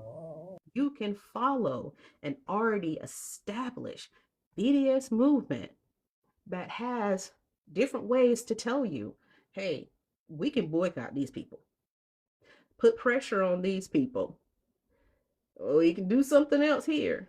And these are the ones that we're with y'all with, and we're going to do something about. Okay. So I've heard so many different places and so much going on. But when there is not a movement behind something, when our voices don't amplify those things, how are we getting that information spread out? So those are the things that we have to talk about. Don't just say, oh, we're boycotting. Give people the information. Oh, yes. So there is a boycott that they're trying to do for this. However, we want to start with the BDS movement. And if you decide to do something in your area, make it available to people to do so that it does make an impact. Because the whole part of BDS movement is to make an impact.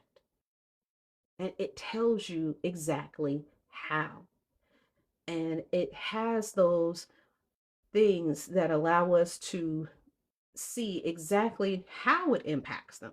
So I would highly advise anybody, if you're not following the BDS movement, to do so. Go to their website, get that information because it is very vital to us to be able to help. And when we say help, it's not like monetary help. It is just as simple as I'm not going to go to the Golden Arches. I couldn't tell you the last time since I've been to the Golden Arches, and I don't miss it at all. Okay, it, I don't. I, it's fine. I have not bought a Puma thing since I can't. I didn't like brand anyway, but you know we did, and now we just don't because it says strictly here. Don't do that. I Go ahead, crave Koya. I crave KFC. I crave it so much. It was the only American restaurant when I was growing up that was there in Iswatini where I grew up, and Mm-hmm. yeah, I mean it's been tough. Oh yeah. Some of them are tough. Like, you know, my I got a lot of boys. And so pizza is a big deal in my house. So can you imagine? But there are local restaurants that you can also visit that will help build your local community instead. Pierce says absolutely 100. It only works collectively and focus our energy is what will have the most impact. So yeah, those things are really, really great for us. Me personally, two places that I personally do are Popeyes because they support Cop City, and Chick-fil-A because they don't support anybody but DT. So that's just me. I mean, I don't care how good their chicken sandwiches are. I can make one at home. I really don't care because they are basically supporting the communities that I care about. Well, they're not supporting the communities that I care about. Like, um, we all know that what Cop City is connected to is not real. So why am I going to? It's connected to is not real, and they put them in places with a high minority community. Not helpful. And Yeah, Popeyes to do it. Go ahead, Koya. we have to be economically responsible and aware.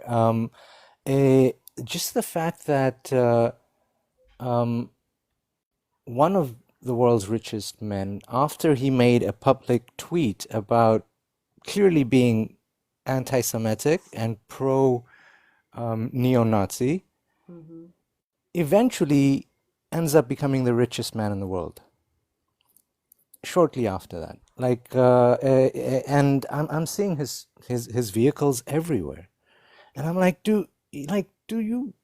I mean, do you people not understand what you're promoting? He's one of the most dangerous men in the world, and that's just one clear-cut example of something that we should all be doing, that no one should disagree with, even liberal. No one should disagree with at this point, given everything that Mm-hmm. he said, or most of us shouldn't. Right. Hmm. But we just allow for it. We just it's okay. It's like we don't put that much thought into who we're bolstering, because these companies, these billionaires, industries, they affect our lives on a daily basis. They affect everything around us. So we need to be conscious. It's like voting. Right. It's it's exactly like voting. It's basically maybe more important, or it can make more of a difference at this point than voting, because so many of us have given up on that. Um, You're right. Cosmo said, "What about Popeyes? They're newest to my area and are better than KFC." You know, I understand that because they had a great chicken sandwich, and I was like one of their chicken sandwich people. I'm like, well, if I got a break, I'm going to get a Popeyes chicken sandwich. However, when I found out from people in Atlanta that they were contributors to the Cop City in Atlanta, I said, okay, no, not going to Popeyes anymore because you're contributing to um, things that I don't agree with. I may love your food, but I don't agree with what you're spending your money on. Um, and Cosmo also said Canada has announced 100% tariffs on Teslas. Yeah. So Pierce said, as wow, that food is allergies make huge. it so easy to boycott. The last thing, my brother Khoya, I've been reading now, just now, before 1 hour, there's a news about South Africa. They says that Trump has just made a statement about South Africa, and he's stopping sending some aids unless the South Africa open investigation on how they deal badly with portion of the population out there. I feel that Trump is trying to make so much enemy across the world, not only Canada, South Africa, Mexico, the entire world actually. Yeah. And that's yes, and it's um, uh, his the people that make him brave enough to do that, the people he's aligned with, the people that embolden him, the movement that he's representing is like you just mentioned, the example of the people he's protecting here that you're mentioning, and the example of other folks that um, like uh, even Musk. Musk has openly supported the neo-Nazi party in Germany. There is a commonality here. There's a commonality that should scare all of us. The United States sneezes and the whole world catches a cold.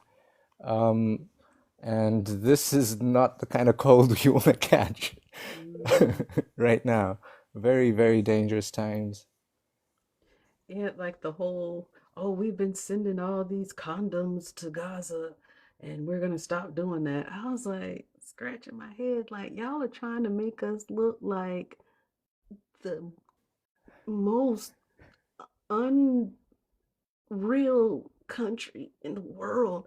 Like how did you just look at that word and say no? I honestly, it's people are laughing and crying at the same time all over the world. At the same time as you're like, holy freak, what is this person talking about? You're also like, Mhm. well, look at him. If he can make it, any of us can make it, like in life. Like, you know, if this person could be the president of the United States, then we can all be successful at what we want.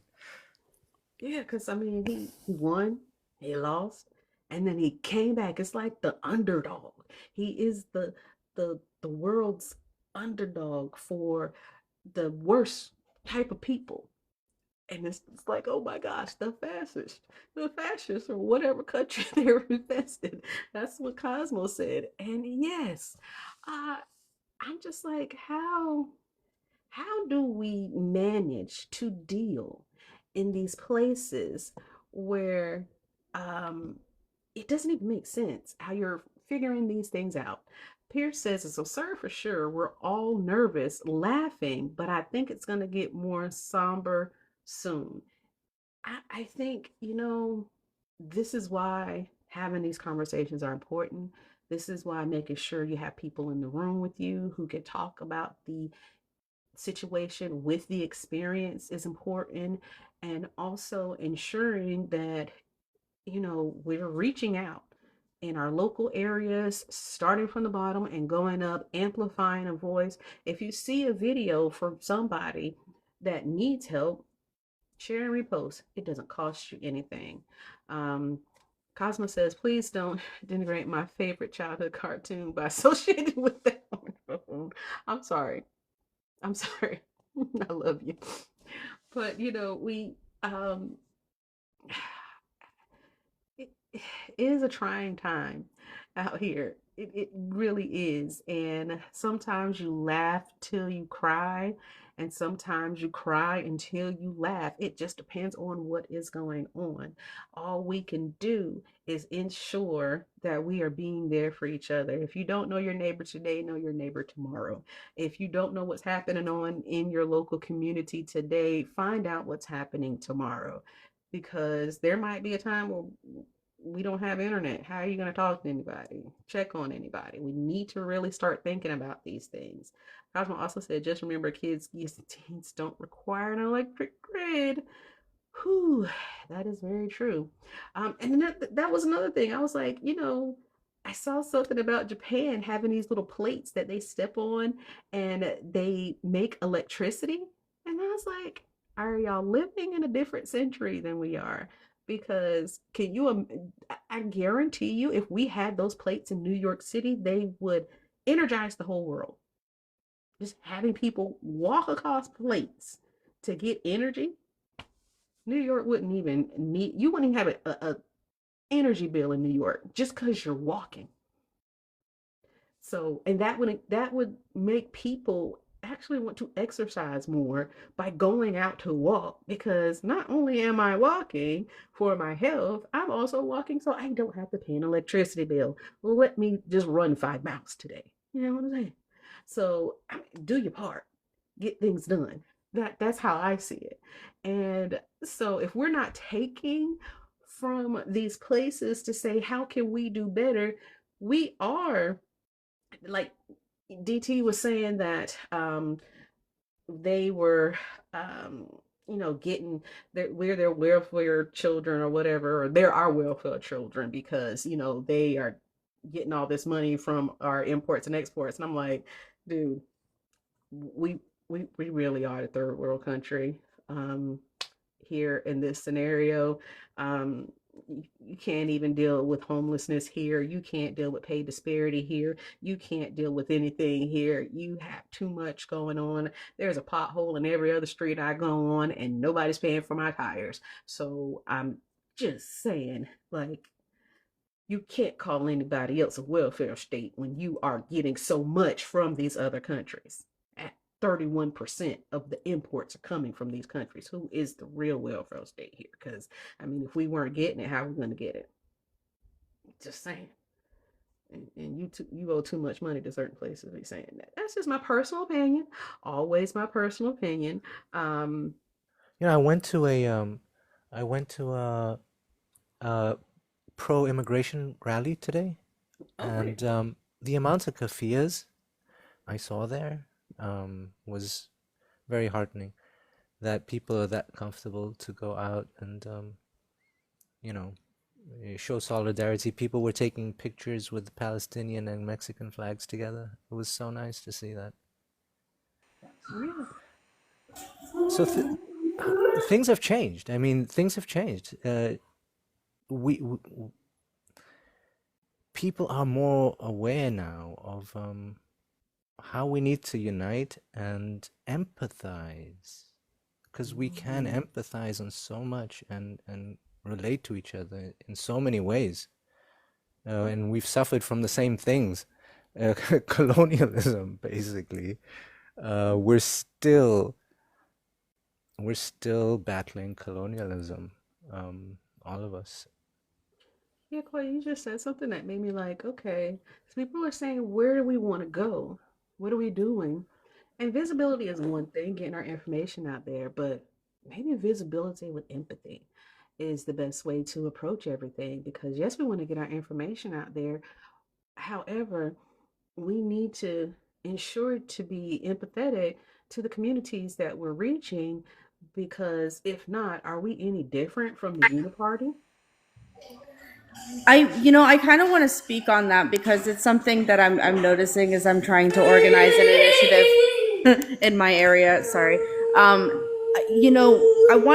kind of would like to go over at some point the topic of maybe how to approach and display empathy when you are approached with combativeness. I think that's something that we, as a society, I'm going to move to a different room for a second. I think that's something that we, as a society, really struggle with. Mm-hmm. And, even as I'm trying to organize, and I will say that the approach that I've taken in doing so, because I find mutual aid to be so very important, and I don't really think of any kind of divisive conversation as being productive in any way.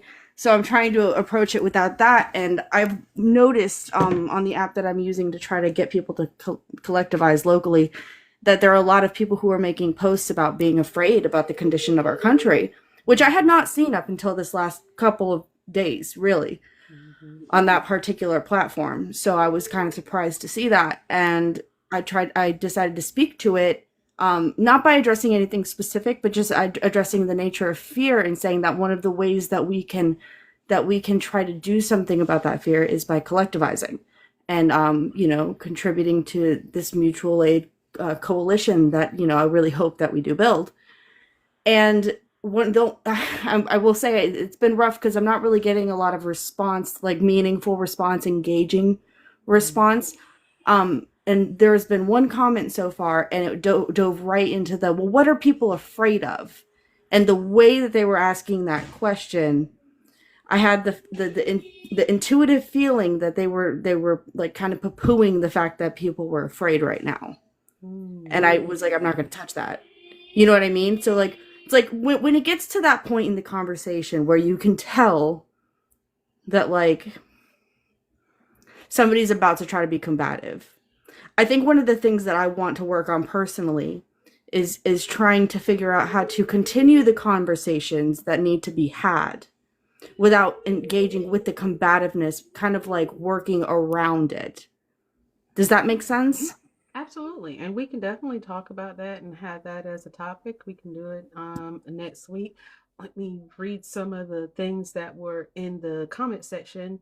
Survivor was saying about the tiles that were down on the streets. If they can do it with walking, they can do it with cars as well. Cosmo said, build community, help folks local to you, and encourage punching the yeehaws. Pierce said, yeah, monetization has ruined everything. Well, I had to go. Um, and let's see what else I missed. Um, Pierce said, our biggest challenge may be to reach out to the D tiers. Some are starting to see the light. Yes, I'm talking about the USS Liberty. That might be something you can think of. I think we're better equipped to reach out to them than the Dems. Yes, definitely. Um, yeah, Pierce, TikTok was having beef with you. Because they were like, no. um, yeah, that's so funny. Uh, Programmatic says that's a great topic, and so we will definitely like to do that. And I will say that's because we have left the FA and moved into the FO stage. So if you get the FAFO, then you understand what Cosmo's saying. Yes, I love the idea of learning how to speak like you're in a hostile media interview. What's FAFO? That is, I'm not going to say the F word. I will say mess around and find out. How about that? That'll get you to where you need to see it there. Everybody says there are depth strategies you can use to gently call them out and disarm them. Koya is great at it. Definitely. Koya is really great. Um, Pierce has been getting it in with TikTok today. No to building bridges. I love it. So we can see that there are commonalities in different areas that we have to work on, and with visibility and empathy going together, I think that is a great conversation for us to have. How do you, without getting into a verbal sparring match, be able to have that conversation? So we'll pick that up next week because we want to have a good conversation about it. And I want everybody to be available for it and come up with some ideas. But just remember, it is Black History Month, so we are celebrating Black people who have made history, and they don't have to have made history 2,000 years ago. It can be 2 days ago. Hi, Mamdu. So, like I celebrated Michael Dublin and I also celebrated Butch Ware, remember that our this month, for the whole month, our actual the actual thing that we're going to do, the challenge is hashtag Butchwear for Governor on as much as you can. So we're going to do that for the month. And next week, I will see you. Um, can you celebrate me? What do you mean? Oh, yeah, me? I didn't do anything. I'm just here being great. But I can celebrate you all. We can celebrate each other. But yeah, celebrate me if you would like, I guess. I didn't even think about it like that. I am here. It is good to see you all as always. I love you all so very much. Thank you for taking some time with me to have some tea and do things where we have enlightening conversations and learn from each other. I am so proud of each and every one of you here for continuing to do what you do each and every day. So continue to connect, follow each other, share things that you see, because our voices need to be amplified for everything that we're doing. And give a little head nod for Pierce to make sure that the TikTok folks let them comment without delay. We're actually about to end, Mamdu. So I'm here at 6 p.m. Eastern. So I will send you a invite next week and make sure we can get you up. But if you come around, I believe at 10 p.m., either Salah or Justin might have a live, and I will send you an invite to there so you can get up on it. Okay, since we are ending the show and I want to make sure you do get some support. But again, I love you all. Thank you all for being here. I'm going to let the panel say goodbye. Goodbye, guys. Take care. Cheers. Bye, everybody. Mwah. Thank you so very much, Carl Betty. And good night, everyone. Hope to see you all here next week. This was really great. And be safe out there. Happy Black History Month.